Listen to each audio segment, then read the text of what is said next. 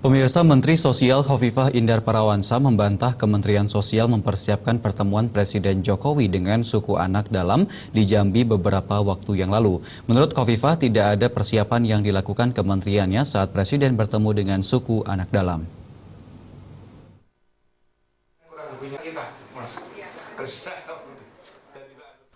Menteri Sosial Khofifah Indar Parawansa kembali membantah adanya rekayasa saat Presiden Jokowi bertemu suku anak dalam di Jambi hari Sabtu pekan lalu. Khofifah mengaku tidak ada persiapan yang dilakukan kementeriannya terkait kehadiran Presiden di perkampungan suku anak dalam. Dan kebetulan Presiden Jokowi adalah Presiden yang pertama kali mengunjungi suku anak dalam. Khofifah menjelaskan Kemensos memiliki tugas untuk menyapa dan memperhatikan warga negara Indonesia di lokasi terpencil termasuk suku anak dalam. Tugas yang dikenal dengan pemberdayaan komunitas adat terpencil atau KAT ini pun sudah berjalan sejak tahun 1969.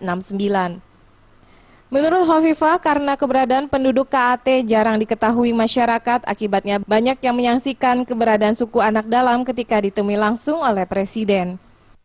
Tapi bahwa ketika ada yang sepertinya menyaksikan keberadaan suku anak dalam ketika disapa langsung oleh Presiden, itulah yang saya ingin kembali menyampaikan kepada kita semua.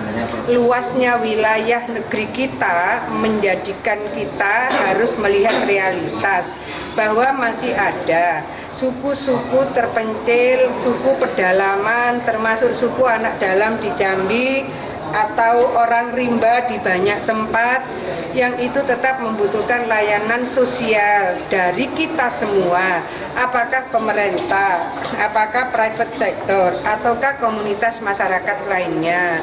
Di Kementerian Sosial ini kita sudah membentuk tim Dewan Pakar dari berbagai perguruan tinggi. Ini sejak bulan Januari 2015. Khofifah menambahkan saat ini dasar hukum untuk pemberdayaan KAT telah diperkuat dengan diterbitkannya Peraturan Presiden Nomor 186 Tahun 2014 tentang pemberdayaan sosial terhadap komunitas adat terpencil. Dari Jakarta, Nur Tanti Purba dan Ketut Sumadiase melaporkan.